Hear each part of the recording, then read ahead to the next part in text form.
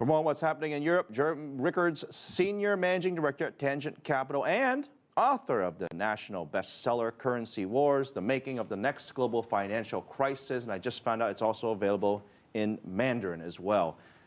Welcome to Biz Asia America. The title of the book is quite interesting, The Currency Wars, The Making of the Next Global Crisis.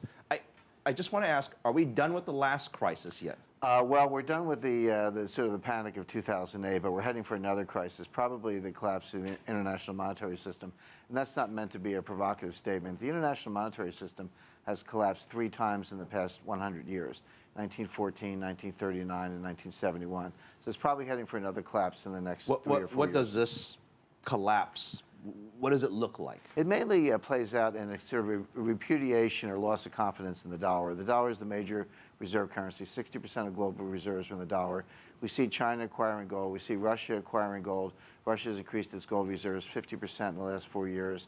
China officially has doubled theirs, but probably unofficially has perhaps as much as 3,000 tons, according to various sources. So, Germany's getting their gold back from New York. So we're seeing the slow motion remonetization of gold. That's a loss of confidence in the dollar. Okay. This leads me to the other point, which is very controversial, which we talk about this among our small groups sometimes and have some very heated debates. What's money even worth? What is the dollar worth? What's the euro worth? What's the yen worth? On and on. Isn't a currency only worth what people think it's worth? I mean, ultimately, it's about confidence. It's not backed by anything specifically. Am I correct? Well, you're exactly right, Philip. It's about confidence. But if you have a sound monetary policy, as the United States did in the 80s and the 90s, that confidence is high. But when the Fed has taken their balance sheet from $800 billion in 2008 to $3 trillion today. It's on its way to $5 trillion by the end of 2015.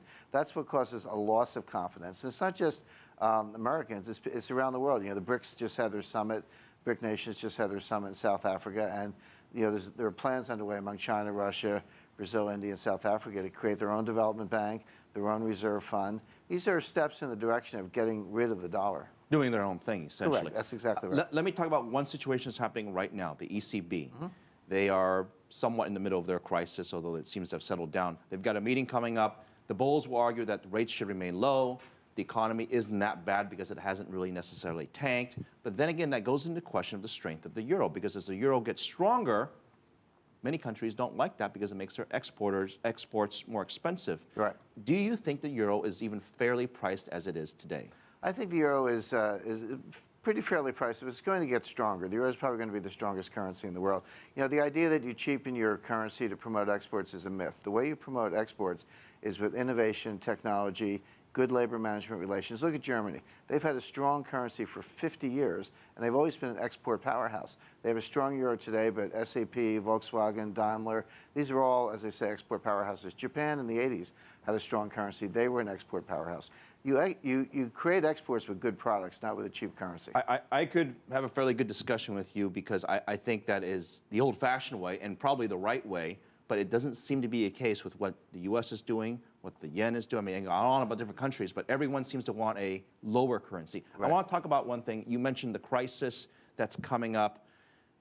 Without going in great detail, is there a way to avoid this crisis that you're talking about? I'm sure you've been asked this before. Sure. One way to avoid it is to allocate, I recommend between 10 and 20% of your portfolio to gold. Gold will survive any collapse of paper money. I don't recommend 100%, but if you have $1 million, have 100,000 in gold. If you have $100,000 in savings, put 10,000 in gold. Okay, but for my producer, Alex, for example, who's listening, and I tell her this crisis is coming, what is she going to do? You have some gold, and that'll protect your portfolio. Actually, I did an interview the other day. A lady said, I'm a nurse's aide. I don't have any savings. What can I do? I said, just buy 1 gold coin, put it away, and your savings will be protected. All right, I'll tell her to do that. Okay. Rickards, thank you very much. Thank you, Philip. Again, author of The Currency Wars.